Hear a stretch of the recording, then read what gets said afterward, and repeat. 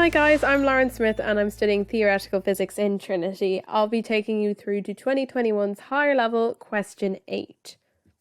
It is all on the concept of diffraction and is worth 56 marks. So let's go. Here's the first look at our question 8, and it's all about diffraction and the wave nature of light. And as you can see here, it's split into not 1, not 2, but 9 different parts. So we better get started. In part 1, we're asked what is meant by diffraction. So we're to give a full definition here. And basically, diffraction is the sideways spreading of waves into the region through a gap or around an obstacle. The two phrases which will get you 2 marks each are the spreading of waves and through a gap or around an obstacle. An example of diffraction is shown in this bottom diagram. Here we see that water waves are propagating through the medium, i.e. water, to the right. And in order to accommodate to the aperture, i.e. the gap, as we can see here, they have to bend in order to continue propagating through the medium. Before we move on to part 2 of this section of our question, I'd like to draw your attention to page 59 of the Formula and Tables book, where we will focus our attention in particular to the diffraction grating formula, n lambda equals d sine theta. In part 2, we are told that a diffraction experiment can be used to demonstrate the wave nature of light. Describe such an experiment. When they're asking you to describe an experiment, always think that you need to include an apparatus, a method explaining what's going on in that apparatus, and then what conclusions or observations you will draw from this experiment. They're the 3 main aspects of any experiment in physics. For drawing out your apparatus as shown here, you will get your first 3 marks. All the key features here are labelled. And here's a tip for you. It's a good habit to label your diagram even when you're not explicitly asked, because 9 times out of 10 you are, and it does help explain what's going on in the picture. You can also draw the apparatus, which includes the spectrometer. This is another way of performing the diffraction experiment. However, if you prefer that method, that's fine. But this laser diagram is just so much easier to remember and to draw in an exam. Plus, you will attain the same marks. Now, we're going to be looking at the formula n lambda is equal to d sine theta. Well, you're going to need to include theta, which I've shown here. You're going to need to include various higher order images.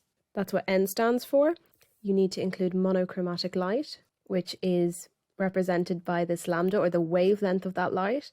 And you need to include the diffraction grating, which can be represented by this diffraction grating constant. So this formula can actually help you draw out your diagram.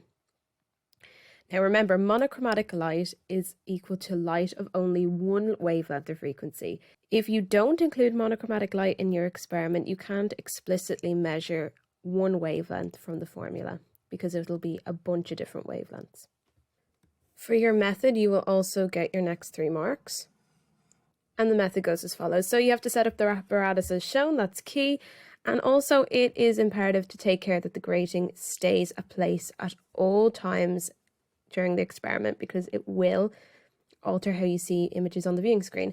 And also the laser must hit, as we saw in the diagram, the diffraction grating at a 90-degree angle, hitting straight on, so that at the 0th order image, we're going to get total constructive interference. We have to measure the distance between each order image and the 0 order image using a meter stick. And then we measure the distance from the screen to the grating, which is labelled by the variable d in the diagram, using the meter stick. The angle theta is obtained by observing that tan theta is equal to x over d. From the formula, which we saw earlier, lowercase d is the diffraction grating constant. The wavelength of the monochromatic light can be found, thus demonstrating the wave nature of light. And I'd always write the focus of the experiment, which is in this case to demonstrate the wave nature of light, at the very end of the method, just to really hone in and make sure that you understand what you're asked to do. My biggest tip when detailing out the experimental method would be to mention the apparatus used when acting out a part in the experiment. For example, up here, we said that we were going to measure the distance between each order image using a meter stick. So always action apparatus. It's a very important part in physics. Now for your final 3 marks, you need to include your observations. The first two can be derived from the formula, which we saw earlier, but I'm going to mention it again as n lambda is equal to d sine theta. And as it doesn't really specify how many conclusions you are needed to get your full marks, I put down as many as possible, as many as you know. Anything that might seem irrelevant to you may be extremely relevant to the examiner. Okay, first one, sine theta is directly proportional to lambda. What does this mean? This means that if the wavelength increases, so will the angle, and the images will become more spread out, i.e. less images will be seen. Also, the sine of the angle is inversely proportional to the diffraction grating constant, lowercase d. So if this constant increases, the angle between the 0 order image and higher order images will decrease. And the effect is that the images will form closer together, and therefore we'll have more images. Now, there are bright spots or lines or fringes on the viewing screen from constructive interference, but there are also areas on the screen where there are no bright spots, and this is from total destructive interference. So always include observation, which we can see here, and the reason behind this observation. The brightest spot, line or fringe, whichever word you use to describe them as, is at the center, at the 0 order diffraction image, and this corresponds to total constructive interference. Part 3, nice question. What is a diffraction grating? And it goes as follows. It is a large number of parallel slits or gaps constructed in a transparent material. This definition in full will get you 3 marks. Now moving on to part 4, we are to derive the diffraction grating formula. N lambda is equal to d sine theta. Exam derivations are handy marks. You have about 12 to learn of in the course, so I would suggest that you would learn them very, very well. My first tip involving derivations would be to always keep the final formula in mind when going through the derivation, so you stay on track. In this case, keep n lambda is equal to d sine theta always in mind. So you're going to work towards that formula. And I'll explain more as we go through the derivation, of course. So another tip, which is the biggest and the best one I think I can give you for this derivation, is to always draw a diagram. It really helps to explain your logical reasonings, and the proof becomes a lot clearer. And as we know, the clearer the proof, the easier it is to attain marks, which is our goal in all of this. This is evident when you see my diagram here. You've already gained half of the marks just from the diagram for this derivation. Where do you get these marks? You get 3 marks for indicating where D is, which is over here, and you get 3 marks for indicating where theta is. And theta is the angle between the normal and the higher order image, as you can see here. In the diagram, I also have our rays constructively interfering to create a higher order image, and I've got the wavelengths also over here filled in. And as you can see here, looking at the geometry of the system, by looking at the triangle formed all the way over here, we will be able to work towards our expression n lambda is equal to d sine theta up here. And I draw this explicitly out again as I've done so just here, because diagrams are notoriously very helpful and just brilliant in physics. This triangle will help us form the basis of our derivation. Now, we have an angle in this triangle, we have lambda as the opposite side, and we have d as the hypotenuse because it is the side opposite the right angle in the triangle. Looking at the given formula above, we have a sine theta in the problem. So it would be most practical if we tried to write sine of theta in terms of the other sides of this triangle.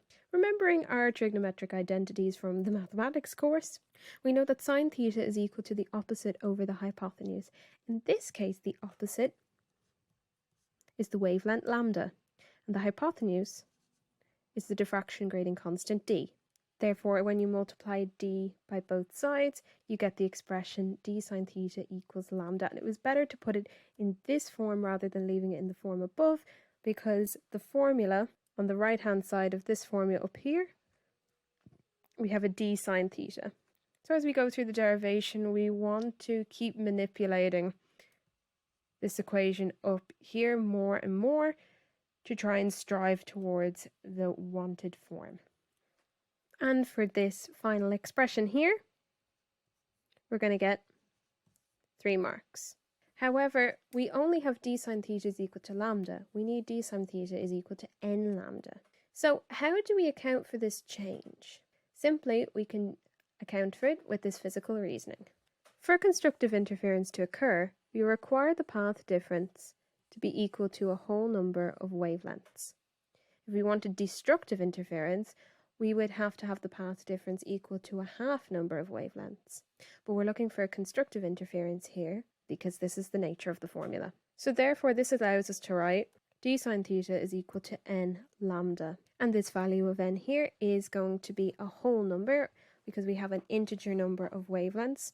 And this ensures that we have a multiple of wavelengths over here, and therefore giving us our final expression, giving us a final 3 marks. In the marking scheme, it says that you'll get 3 marks for writing down this part here. However, you will not get full marks in the derivation if you leave out this bit up here. You need to state why the formula can transform into the final form. Moving on to part 5. We're asked to calculate the angular separation between the 2 third-order images formed when blue light of wavelength 442 nanometers is incident on a diffraction grating of 600 lines per millimeter. Okay, so looking at the diagram I've recreated here, I've kind of recreated kind of a toned down version without all the labels of the diagram we used in previous parts in this question, just to depict this physical scenario more clearly. And I would recommend you to always draw a diagram if that would help you in the exam. It can really help you envision that physical situation going on, especially under time pressure. Now we're asked to calculate the angular separation. Theta in the formula, n lambda is equal to d sine theta, is the angular separation between the 0 order image and another higher order image. In this case, it's going to be the 3rd order image. Therefore, the angular separation requested in the question will have to be 2 times theta, as you can see here, and that's why it's very important to draw those diagrams. So we're going to be using the formula we've been using throughout this question. So what are all the variables? Do we know them all? We know that n is equal to 3 because we're looking for the 3rd order image. We know that lambda is equal to 442 nanometers. However, this is not in SI units, so we need to convert it into meters, which would give us, multiplying by 10 to the power of minus 9, because that's what this little n here stands for, we get that the wavelength is 4.47 times 10 to the power of minus 7 meters. Now we know n and we know lambda. Our target variable is theta for the moment, until we convert it into 2 theta, which is the angular separation between the 2 third order images. But we need to calculate d. Now we're told that the diffraction grating is of 600 lines per millimeter. How do we calculate d? If d is 600 lines per millimeter, then it must be 600,000 lines per meter, converting it into SI units. We know that the diffraction grating constant is expressed in meters. Since this is per meter, it makes sense that d is equal to 1 over 600,000 meters. This makes sense because d is the distance of one line. So let's calculate this value by pulling up our calculator. Being very careful when you put this value into the calculator that you have enough zeros, and give it in decimal form, in scientific notation, obviously. Giving our value for d 1.67 times 10 to the power of minus 6 meters. I'd always give the unit, especially since you're given 3 marks here for it. All that's left to do now is finding the angular separation. Now I have just manipulated our formula to give us sine theta is equal to n lambda over d, and I've just substituted in all of our values which we found. Now all that we have to do is put these values into our calculator. Now, as you can see here, when I put the calculator up, we already have this value for the diffraction grating constant d on the screen. So this is going to be stored as an answer. So all we have to put in is 3 times the wavelength, and because you are using scientific notation here, it's best to use brackets when multiplying.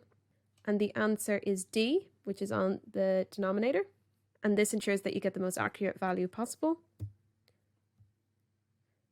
And we get this for our value for sine theta, which is 0.7956, getting you 3 marks. Okay, so let's find our value for theta. Okay, taking the inverse now of sine in order to get theta. And again, this value for sine theta is stored as an answer in the calculator.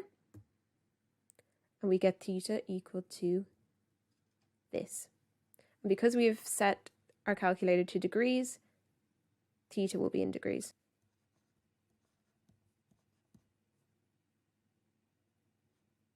However, we need to calculate 2 times theta, as we said earlier, which is just going to give us the answer of 105.4 degrees, rounding to 1 decimal place, giving you your final 3 marks. Now moving on to part 6, we're asked to calculate the distance between these images on a screen placed 50 centimeters from the grating. The keywords being the distance between these images and that the screen is placed 50 centimeters from the grating. Okay, so I've redrawn our diagram here, always a useful thing to do, as it helps you visualize the physical system so you can spot possible ways to solve the problem. For example, here we can see the geometric formation of a triangle in our apparatus. Now the target variable I'll label as x. Okay, this is x here. In the end, we're going to have to calculate 2x. Using the same reasoning as we did for the angular separation, because we're looking at the distance between the images, not between 1/3 order image and the 0 order image. Since we're dealing with triangles, we're going to be looking at trigonometric identities, and the most useful one to use, since we know the angle, theta, and we know the adjacent, which is capital D, or the space between the grating and the screen, and we need to find the opposite, which is x, we'll use tan of theta, which is equal to x over d. And this expression for tan of theta will get you 3 marks. Now, first things first, we need to convert our centimeters into meters, because we need to be dealing in SI units. And clearly a simple calculation will tell you that 50 centimeters is just 0.5 meters.